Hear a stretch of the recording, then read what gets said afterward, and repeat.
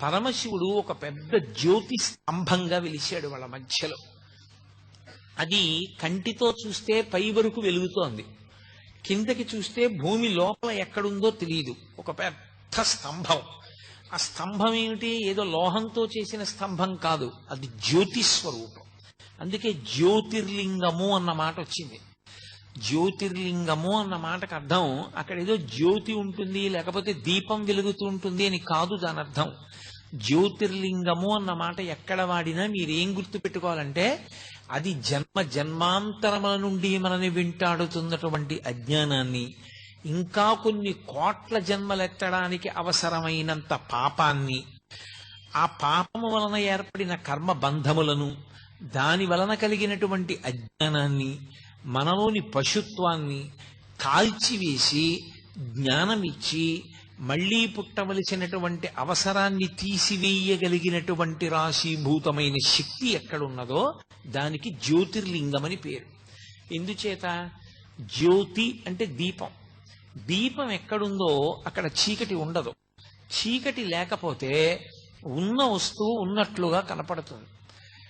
ఆ సత్య వస్తువు మనకి ప్రకాశించాలి, తెలియాలంటే దీపం ఒక్కటే సాధనం. ఆ దీపం లేని నాడు ఉన్న వస్తువు ఉన్నట్టు తెలియదు. ఉన్న వస్తువు ఉన్నట్టు తెలియకపోతే వచ్చే పెద్ద ప్రమాదం ఏమి అంటే వెంటనే భయం పట్టుకుంటుంది.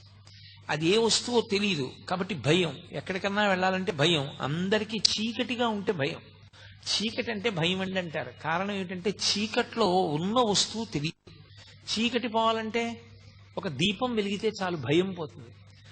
మృత్యువు పట్ల అందరికీ భయం ఎందుకుంటుంది అంటే ఈ శరీరం పడిపోతుంది అని. కానీ ఈ శరీరం పడిపోవడం అనేటటువంటిది జరిగి తీరుతుంది. కానీ ఎప్పుడూ పడకుండా ఉండేటటువంటిది ఆత్మ. ఆ ఆత్మ ఎరుకలోకి వచ్చి శరీరము అసత్యం అనేటటువంటి భావమునందు త్రికరణ శుద్ధిగా నిలబడగలిగినటువంటి శక్తిని ఇవ్వగలిగినటువంటి దీపస్వరూపానికి జ్యోతిర్లింగమని పేరు. ఇప్పుడు దానినే మహాశివరాత్రి అంటారు. ఆ పెద్ద జ్యోతి స్తంభం ఒకటి వెలిగింది. ఆ బ్రహ్మగారు శ్రీ మహావిష్ణువు మధ్యలో. అది ఎంత ఉంది అని అడిగారు. దాన్ని వర్ణన చేసింది యజుర్వేదం. రుద్రాధ్యాయానికి ప్రార్థనా శ్లోకం చెప్తూ ఆ పాతాళ నభస్థలాంత భువన బ్రహ్మాండం ఆ విస్ఫురత్ జ్యోతిస్ఫాటికలింగమౌళి విలసత్పూర్ణిందు వాంతామృతై అంది. అది పాతాళలోకం కన్నా కింద ఎక్కడుంటుంది, ఏముంటుంది అని అడిగితే అక్కడ వరకు వెళ్ళింది. అంటే ఎక్కడ వరకు ఉంటుంది అంటే పాతాళలోకం వరకు చెప్తారు. ఇంకా కింది వరకు వెళ్ళిపోయింది. పైన బ్రహ్మాండమా విస్ఫురత్, ఈ బ్రహ్మాండములు ఎంతవరకు ఉన్నాయో వాటన్నిటినీ దాటిపోయింది. అందుకే మనకి ఇప్పటికీ కొన్ని ప్రధానమైనటువంటి దేవాలయాల్లో మీరు చూస్తే ఆవిర్భావలింగము అని ఉంటుంది. ఆ లింగం దేవాలయంలో ఉండదు, దేవాలయం వెనక గోడ మీద ఉంటుంది. శ్రీకాళహస్తి క్షేత్రంలో దేవాలయం వెనక గోడ మీద కనపడుతుంది. శివలింగం ఉండి శివలింగం మధ్యలో ఏదో చిన్న అవరోధం తొలగినట్టుగా ఉండి దాని మధ్యలో శివుడు సాకారంగా ఉంటాడు. పై భాగం సరిగా కనపడదు, కింద భాగం సరిగా కనపడదు. కింద ఒక పంది ఉంటుంది కిందకి తవ్వుతూ వెడుతున్నట్టు, పైన ఒక హంస ఉంటుంది ఎగురుతున్నట్టు. అదే ఆవిర్భావలింగం. ఆవిర్భావలింగం అంటే ఆ జ్యోతి స్తంభం ఏర్పడినప్పుడు శ్రీ మహావిష్ణువు దీని యొక్క ఆది నేను కనుక్కుంటానని ఆయన వరాహస్వరూపాన్ని పొంది భూమిని తవ్వుకుంటూ కిందకి వెళ్ళారు. చతుర్ముఖ బ్రహ్మగారు హంసవాహనాన్ని అధిరోహించి ఊర్ధ్వముఖ చలనం చేశాడు. అలా కొన్ని వేల దివ్య సంవత్సరములు ప్రయాణం చేశారు ఇద్దరు. ప్రయాణం చేసి వెళ్ళి వెళ్ళి వెళ్ళి వెళ్ళి ఎంత లోపలికి వెడుతున్నా జ్యోతిస్తంభం వెడుతూనే ఉంది. పైకి బ్రహ్మగారు ఎంత దూరం వెడుతున్నా జ్యోతిస్తంభం వెడుతూనే ఉంది. ఇక బ్రహ్మగారికి చాలా అలసట కలిగింది. ఇక నేను వెతకలేను, నా వల్ల కాదనుకున్నాడు. శ్రీ మహావిష్ణువు రజోగుణ ప్రధానుడు కాడాయన. అందుకే బ్రహ్మగారిని ఎరుపు రంగుతో సంకేతిస్తారు. ఆయన రజోగుణ ప్రధానుడు. సృష్టి ఎక్కడ ఉన్నా రజోగుణ సంబంధం. అందుకే ఆయనని ఎరుపు రంగులో చూపిస్తారు ఎప్పుడు. కాబట్టి రజోగుణానికి ఉండేటటువంటి లక్షణం ఏమిటంటే పక్కనే దానికి అహంకారం కూడా ఉంటుంది.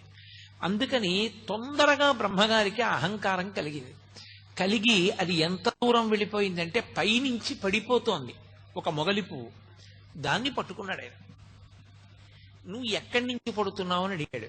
నేను శివుని యొక్క తల నుంచి కింద పడుతున్నాను, లింగం పైనుంచి అంది. ఇంకెంత దూరం ఉంది అని అడిగాడు. ఎంత దూరం ఉందో నాకు తెలియదు, కానీ నేను ఇలా పడడం మొదలుపెట్టి కొన్ని వేల దివ్య సంవత్సరములు అయిపోయింది అని. అంటే ఎంత పై వరకు ఉన్నదో ఈ శివలింగానికి ఆద్యంతములేమిటి నేను కనుక్కోలేనని ఆయన అన్నాడు. నేనే నిన్ను పూజ చేశానని తీసుకొచ్చానని సాక్ష్యం చెప్పాలి అన్నాడు. స్థానం చతుర్ముఖ బ్రహ్మగారి స్థానం, పితామహుడు, ఆయన్ని కాదనలేక మొగలి పువ్వు అంగీకరించి సురభి కనపడింది అక్కడ, కామధేనువు.